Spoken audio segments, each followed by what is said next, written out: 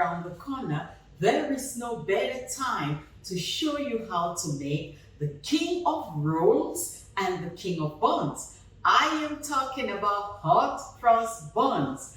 Now, have you ever wondered why people eat hot cross buns on Good Friday or during the Lenten season? The spices that are used in the hot cross buns, it is believed that these are the spices that were used to embalm Jesus Christ when he died. And you see the crosses also that are put on the hot cross buns.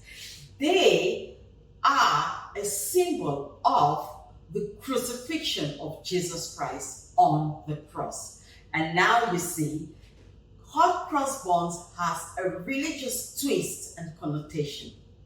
For the ingredients, you would need some flour, sugar, yeast, and salt. You would also need some mixed dried fruits, and just go ahead and choose your favorite dried fruits. Over here, I've got some raisins, currants, and mixed peel.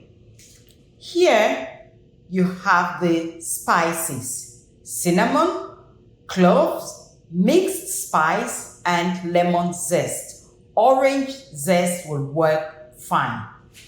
And for the wet ingredients, you would need eggs, milk, ensure that the milk is lukewarm, and some vegetable oil. Butter will equally work fine.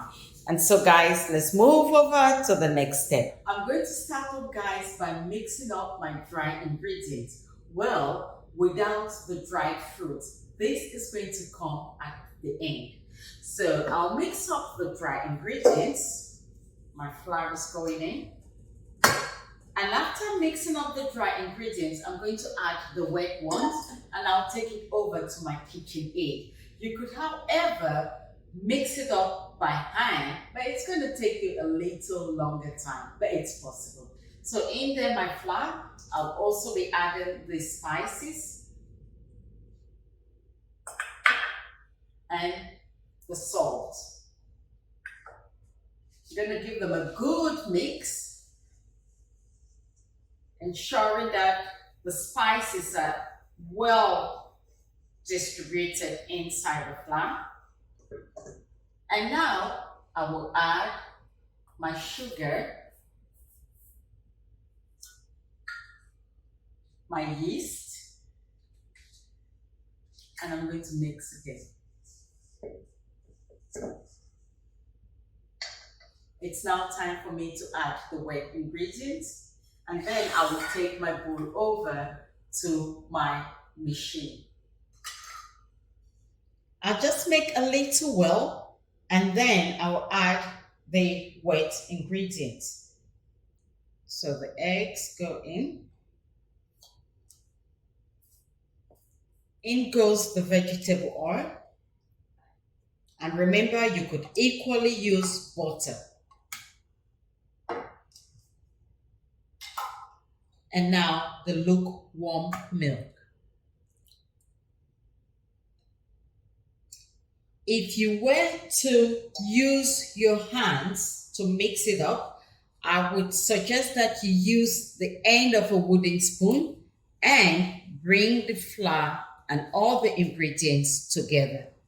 I would, however, be taking my mixture to the machine, and I will knead it over there. You want to start off on a very low speed and build it up progressively. You're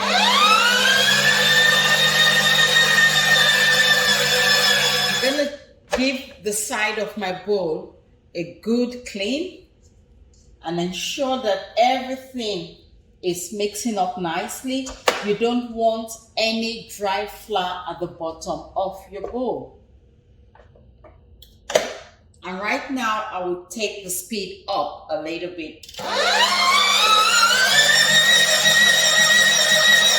Everything is looking good.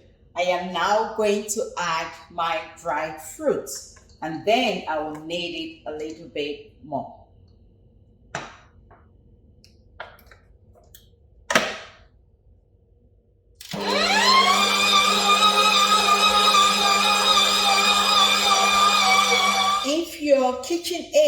or your machine is struggling to pick up your dried fruits or mix it up really well, don't worry, you could just transfer these onto a clean surface and knead it by hand. It shouldn't take you long because the machine has done the most difficult part. I am now going to lightly knead up the dough on a dry surface, and after that I will transfer it into a lightly greased pan and set it aside to proof itself. That is, let it rise or double up in size. This should take anything between 1.5 to 2 hours. And I'll see you when it is nicely risen. You just need to knead with the heel of your pan.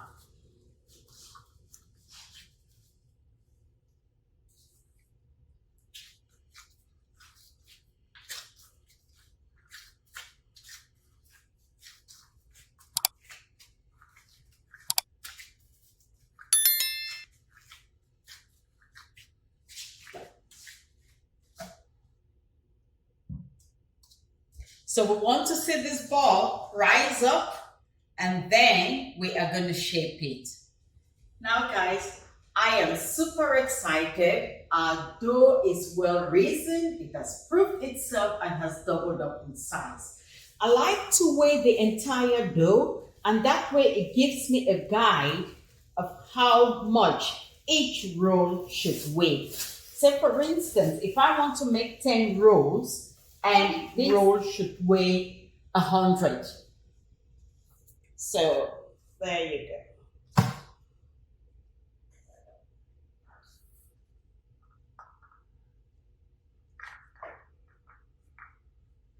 That's it. All right, okay, I'll see as it goes.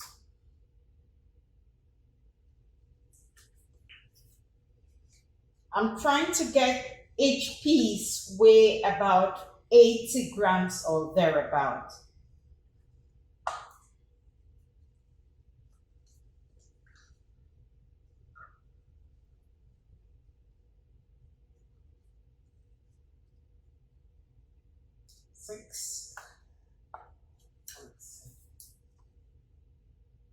That's big over.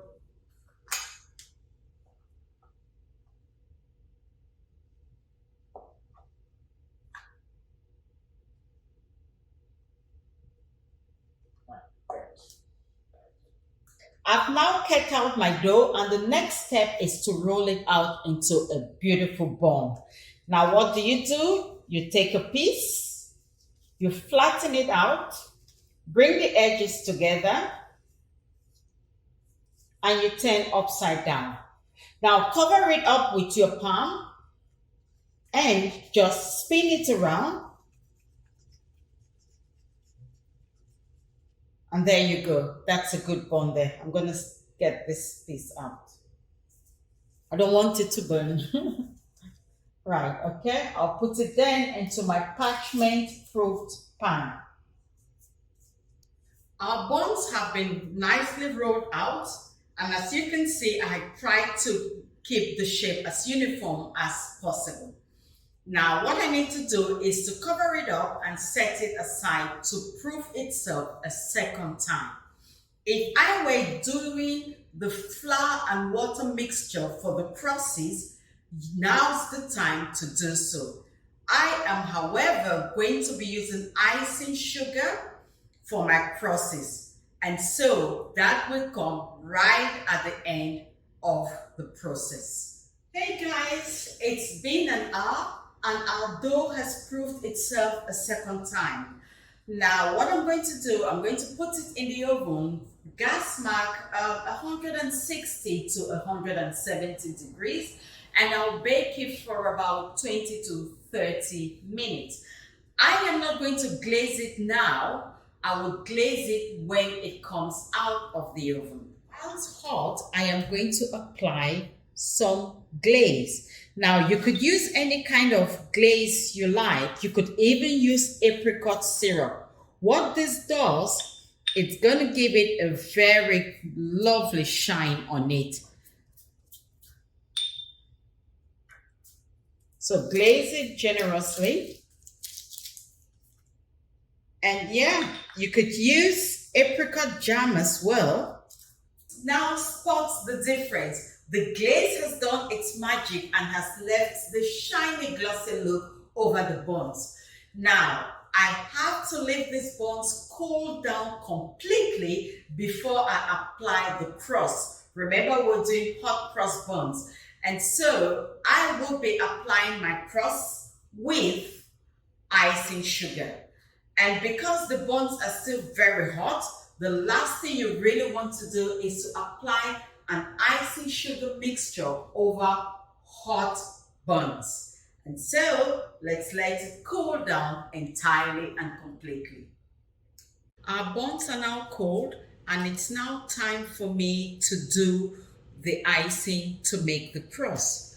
It's a simple process. I've got a little bit of milk here, some icing sugar, and in this milk I have put a drop of vanilla. So all you need is to achieve a piping consistency.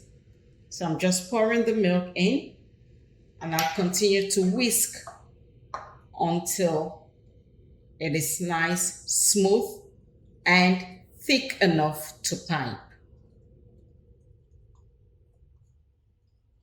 Is to put it in a piping bag and pipe. However, if you are not used to piping, I'm going to show you an easier way out. You can pour your icing mixture into this little bottle and it will be easy for you to do your process with it. But if you're good with piping, if you know how to pipe, by all means, put it in a piping bag and do your piping. I am now going to turn the dish over this way and repeat the process. Guys, you've got your process now over your buns. Just give it a few minutes to set and then you can enjoy.